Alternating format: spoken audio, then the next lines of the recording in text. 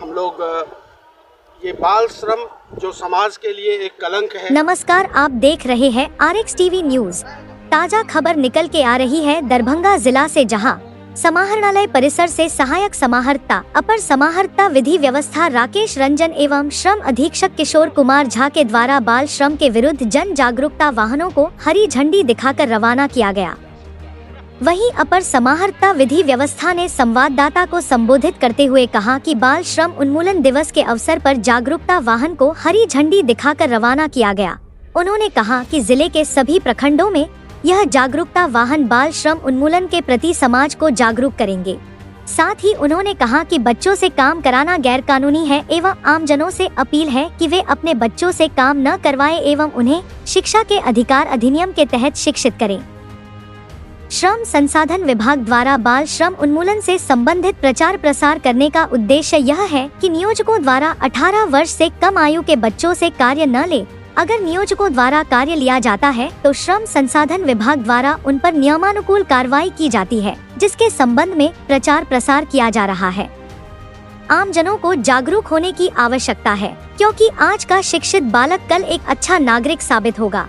वहीं कहा नियमानुसार विमुक्त कराकर बाल कल्याण समिति दरभंगा के समक्ष उपस्थापित कर उनके पुनर्वास की अग्रेतर कार्रवाई की जाती है।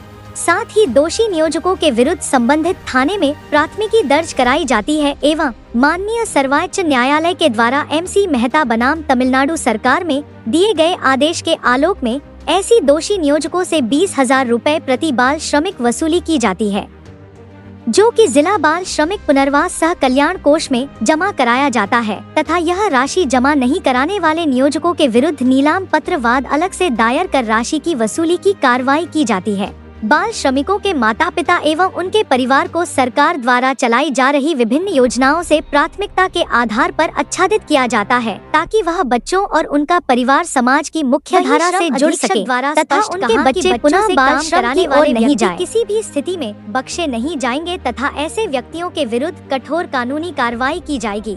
आज के दरभंगा समाहरणालय में आयोजित इस कार्यक्रम में श्रम प्रवर्तन पदाधिकारी सिंहवाड़ा लक्ष्मण कुमार झा, श्रम प्रवर्तन पदाधिकारी घनश्यामपुर बम्बम कुमार, श्रम प्रवर्तन पदाधिकारी कुशेश्वर स्थान शुभम, श्रम प्रवर्तन पदाधिकारी बेनीपुर नवचंद्र प्रकाश, श्रम प्रवर्तन पदाधिकारी केवटी दिलीप कुमार, कार्ड संस्था से जिला समन्वयक नारायण कुमार मजुमदार, प्रयास जैक दरभंगा से नारद मंडल, वीरेंद्र कुमार झा, आश्रय ट्रस्ट संस्था के समन्वयक समीर पॉल एवं निवेश कुमार, महिला वन ऑफ सेंटर से जिला परियोजना प्रबंधक जयंती सिन्हा एवं उपश्रम आयुक्त कार्यालय दरभंगा के कई कार्यालय कर्मी आदि उपस्थित थे।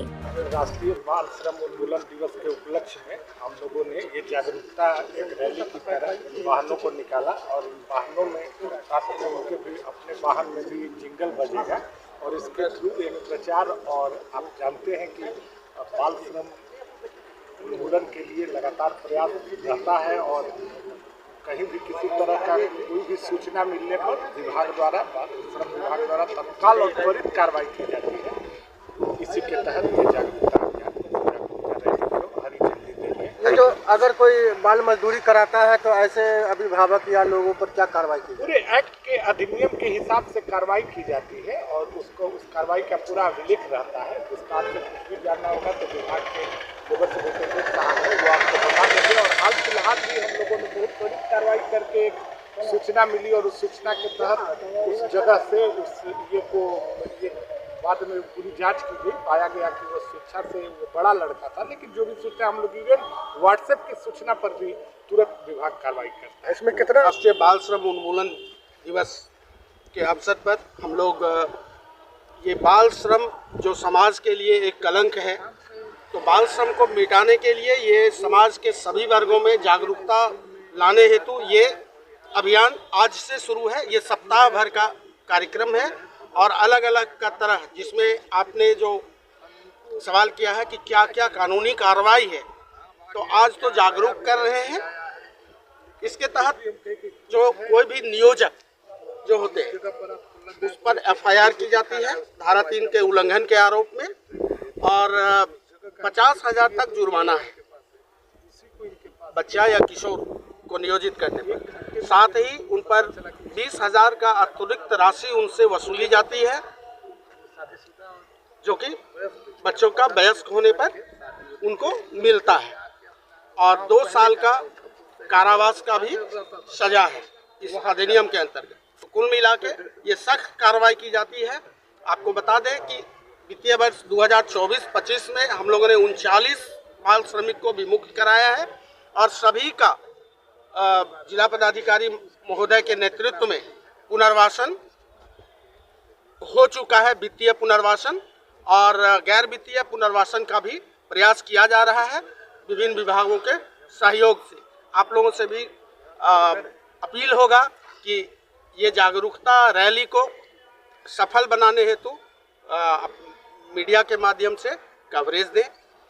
सर, अभी भी कई होटल ढाबा में देखे जाते हैं कि जो छोटे बच्चे उनके द्वारा काम कराया जाता है, क्या कहें? इसी के लिए हमारा लगातार धावा दल सक्रिय है, और सप्ताह में 2 दिन हम लोग धावा दल चला के रेड एंड रेस्क्यू ऑपरेशन करते हैं और विमुक्त कराते हैं, और आप लोगों को इसकी सूचना भी दी जाती है, और ये सतत जारी रहेगा। वैसे हठी और जो नियोजक हैं तो आज न कल वो श्रम विभाग के घेरे में ले आए जाएंगे।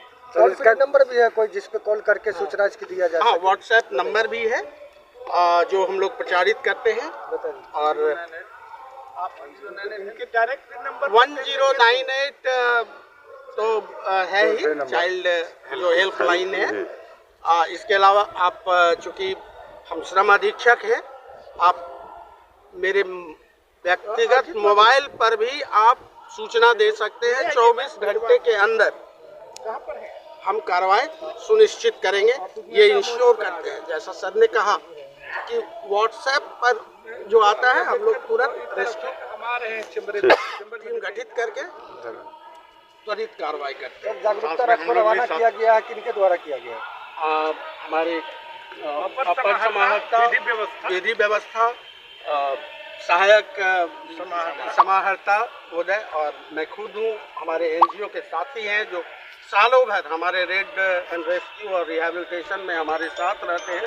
सर, ये जो अभी रथ निकली 18 प्रखंड में जाएगी। सबसे पहले जो चाइल्ड लेबर का मैक्सिमम इंसिडेंस है आप जानते हैं, और आप लोग के ही द्वारा ही सूचना दी जाती है, तो पहले आज हम शहरी एरिया को कवर करने का कोशिश करेंगे, और कल से रूट चार्ट तैयार है मेरा, और 18 प्रखंड में ये जागरूकता रथ चलाया जाएगा 10 तारीख तक।